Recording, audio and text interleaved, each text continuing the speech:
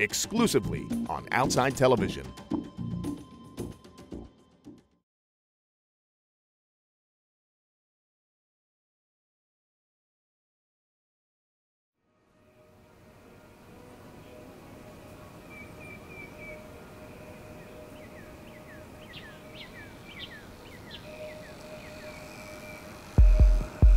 Last time I shaved my head was because I was going into the biggest challenge that I'd ever faced. I wasn't going to have my hair fall out. I was going to take it off before it had the chance to fall out. I put my game face on last time for a battle that I had no control over. This time, again, I was preparing myself. I was about to go all out for a cause, a belief, for a battle that I had some control over this time.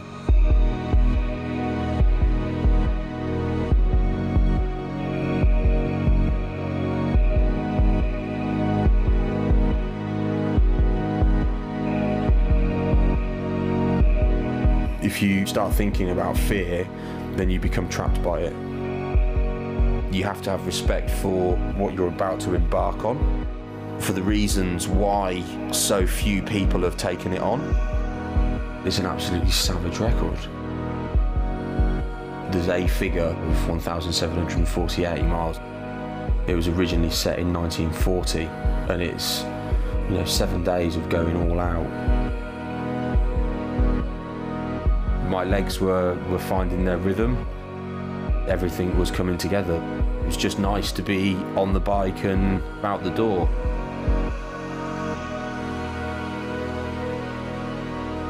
Coming into cycling was something that I did after being diagnosed.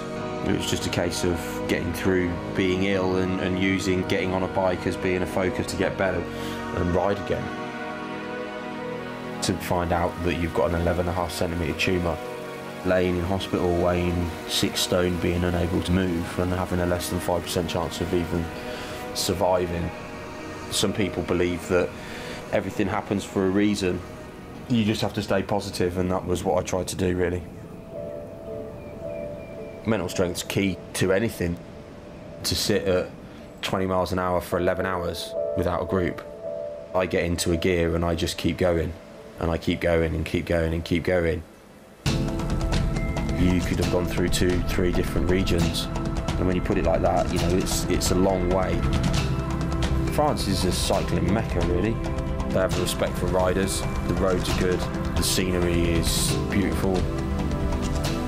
To get prepared for a challenge of this magnitude is not a short process. It's something that I've been building on for a long time. If you want to be good at riding a bike, you ride a bike.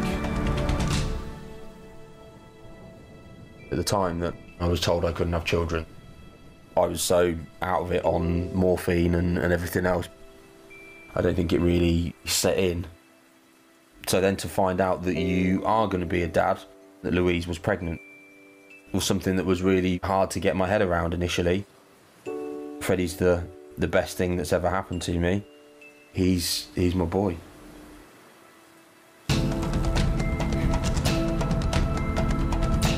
You've still got another 5 days to go. Even at the end of day 2, you've still got another 5 days. I have to be a little bit numb to it. I have to put myself back in my shell. I was always eating, constantly. When you're burning 7,000-8,000 calories a day, minimum, you need to eat a lot of food. So you just keep pumping it all in. You have to let go of everything that is important. The last thing that you need to be thinking about is where you're going. The whole crew have all been absolutely amazing. Everybody's come together and they've all had their specific job role within the process, but they've all mucked in and they've done each other's jobs, which is why it's made such a great team.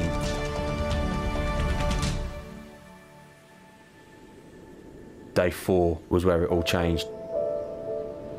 There was a 40-mile-an-hour headwind going through the flats out towards Marseille, to the point of where the crew turned round at 10 o'clock at night and said, "No, you're not doing this anymore." They put me in the car, put my bike on the roof, and we went to the hotel. That was where the record was then going to become in jeopardy if we didn't pull something in. the sacrifices that everybody's made. You know, time that Louise and Freddie have missed out on because I've been concentrating on doing this. I'm probably not always the best husband. There's more that I could do on that front. But Louise is an amazing person. She's beautiful. Nobody could ever step into those shoes.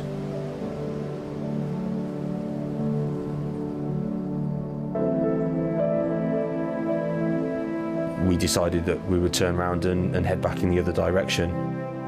There was a few aches and pains. We were a little bit on the back foot. I think the average was a little bit slower due to the traffic and logistics of getting back through a very busy town called Sétier. But if you take out those town areas, we were banking sort of 21, 22 miles an hour, and we were pulling back the time that we'd lost.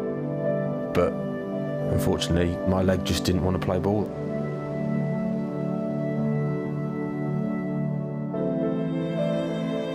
You know, some of the crew said, it's the first time that you haven't looked the way that you should look. There's clearly a problem. You can't even push one of your pedals around. There's a muscle at the side of my knee that's then creating a sharp stabbing pain that comes up my leg and into my lower back, which means that I've got no power going through. After 4 hours, there's just nothing there at all. There's just no power whatsoever. And if you're only pushing with one side, it's difficult to do anything with it. They sat me down in a lay-by, and the decision was made to make sure that I didn't do any more, because they know that I'd have just kept going, and to go for the record now would cause more long-sustaining damage. It's better to pull somebody off the bike, tell them they're not doing any more, regroup, rethink, and reschedule, you know. To put yourself through all of that to then not achieve that record is one of the hardest things. Thinking about the people that have put so much time, money, effort, you feel that you're letting them down as well.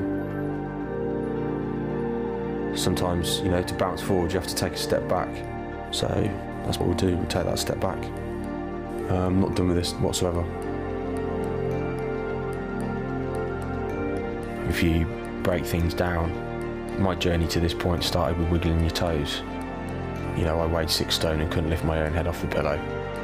And exactly 5 years later, I'm smashing out 200 miles at 21 mile an hour.